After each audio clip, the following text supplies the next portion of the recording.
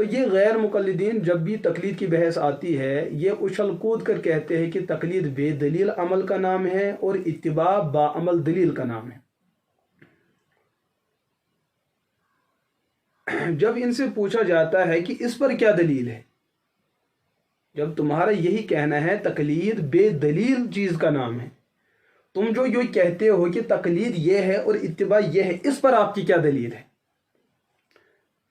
سچ مانیے کہ ان کے بڑے سے لے کر چھوٹے تک اور چھوٹے سے لے کر بڑے تک کسی کے پاس اس پر بالکل بھی دلیل موجود نہیں ہے۔ دلیل سے اس مسئلے کو ثابت کرنا، ان دو لفظوں کے درمیان امتیاز اور فرق جو بیان کرنا ہے، دلیل کے سہارے سے یہ لوگ اس کو بیان نہیں کر پاتے۔ ہاں لے دے کہ یہ اعلام الموقعین حضرت حافظ ابن القیم الجوزی الحنبلی رحمۃ اللہ علیہ کی کتاب ہے اعلام الموقعین، اس کی دوسری جلد کے اندر وہ ایک جگہ پر اس پر بحث کرتے ہیں۔ انہوں نے وہاں پر رہ کر یہ بحث فرمائی ہے کہ تقلید بے دلیل چیز کا نام ہے اور اتباع با دلیل چیز کا نام ہے، لیکن یہ حافظ ابن القیم علیہ رحمہ کی اپنی رائے نہیں ہے، بلکہ یہ بات انہوں نے کسی اور سے نقل کی ہے۔ وہ شخص ہے ابو عبداللہ بن محمد خازمنداد البصری المالکی، یہ ایک مالکی شخص ہے۔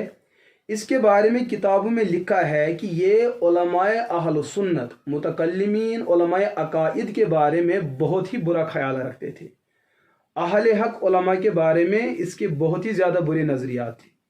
یہ ائمہ اہل سنت کو طرح طرح کی گالیوں سے اور طرح طرح کے ناجائز الزامات سے یاد کیا کرتا تھا۔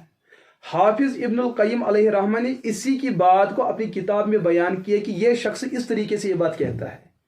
علماء نے کیا ہے لم یکن بجید النظر ولا قوی الفقہ، یہ شخص ایسا ہے کہ اس کی نظر، اس کا غور و فکر، اس کی علمی صلاحیت اتنی مضبوط نہیں ہے کہ اس کی بات پر کسی بات کا اعتماد کیا جائے اور کسی بات پر جو ہے اعتماد کیا جائے، یہ اس لائق انسان نہیں ہے۔ اس پر حضرت مولانا محمد سرفراز خان صفدر رحمۃ اللہ تعالی علیہ نے اپنی کتاب الکلام المفید فی اثبات تقلید کے صفحہ 33 اور 34 پر بڑی تفصیل کے ساتھ گفتگو فرمائی ہے، وہ گفتگو پڑھنے کے قابل اور لائق ہے۔ تو اس بات پر غیر مقلدین کے یہاں کوئی دلیل موجود نہیں ہے۔ اس کا مطلب جس تقلید کو یہ بے دلیل کہتے ہیں اور جس اتباع کو یہ با دلیل کہتے ہیں، ان دو لفظوں پر اس فرق پر ان کے پاس بھی دلیل نہیں ہے۔ اس کا مطلب ان کے گمان کے اعتبار سے یہ لوگ بھی یہ فرق کا جو دعویٰ کرتے ہیں یہ تقلید کی ہی بنیاد پر کرتے ہیں، اور جبکہ ابن القیم علیہ رحمہ نے اس شخص کا تعارف فرمایا کہ یہ شخص جو ہے قابل اعتماد نہیں ہے جس نے یہ بات کہی ہے۔ اچھا، جب ہم قرآن و سنت پر غور کرتے ہیں لفظ اتباع کے بارے میں، اللہ نے قرآن کریم میں کئی مقامات پر لفظ اتباع اور لفظ متبعین اور لفظ مطابقت کا لفظ استعمال کیا ہے۔ سورہ بقرہ کے اندر آیت نمبر 170 دیکھ لیجئے، اسی طریقے سے سورہ مائدہ میں آیت نمبر 104 پڑھے، اور سورہ اعراف میں آیت نمبر 20 پڑھ لیجئے، سورہ آل عمران میں آیت نمبر 31 پڑھ لیجئے، سورہ نساء میں آیت نمبر 115 پڑھ لیجئے۔ اور اس کے علاوہ بھی یہ بحث جو ہے نیاز مند نے مولانا محمد امین صفدر اکاڑی رحمۃ اللہ تعالی علیہ کی کتاب انوارات صفدر جلد 1 صفحہ 31 سے ان اقتباسات کو حاصل کیا ہے۔ وہاں پر وہ تمام آیات موجود ہیں جہاں پر حضور علیہ الصلاۃ والسلام نے مشرکین مکہ کو یہ بات کہی کہ آپ اللہ کے دین پر اس طریقے سے اتباع کیوں نہیں کرتے، آپ وہ شرک کے اندر کیوں پھنسے ہوئے ہیں؟ تو وہ لوگ کہتے ہیں قالوا نتبع، ہم اتباع کرتے ہیں اپنے والدین آب و اجداد، تو وہاں پر بھی لفظ اتباع آیا ہے۔ تو غیر مقلدین کہتے ہیں اتباع نام ہے با دلیل چیز پر عمل کرنا۔ تو اس کا مطلب کیا یہ ہوا کہ مشرک لوگ اپنے شرک پر جو عمل کرتے ہیں ان کے پیچھے دلیل ہے؟ ابلیس جو گمراہ ہوا ہے یا جو لوگ دنیا کے اندر رہ کر ابلیس کی اتباع کرتے ہیں، کیا وہ ابلیس کی اتباع بوجہ دلیل کے کرتے ہیں؟ پھر ان کو گمراہ کہنا کیسے جائز ہو سکتا ہے؟ फिर मुशरिकों को मुशरिक कहना कैसे जायज़ हो सकता है? जब कुरान ने उनके लिए लफ्ज़ इत्तिबा का लफ्ज़ इस्तेमाल किया है, तो आप लोगों का ये कहना है कि इत्तिबा का माना होता है बादलील चीज़ पर अमल करना, जिस चीज़ पर दलील मौजूद हो। तो शैतान के पास क्या हज़रत आदम को सजदा न करने पर दलील मौजूद थी?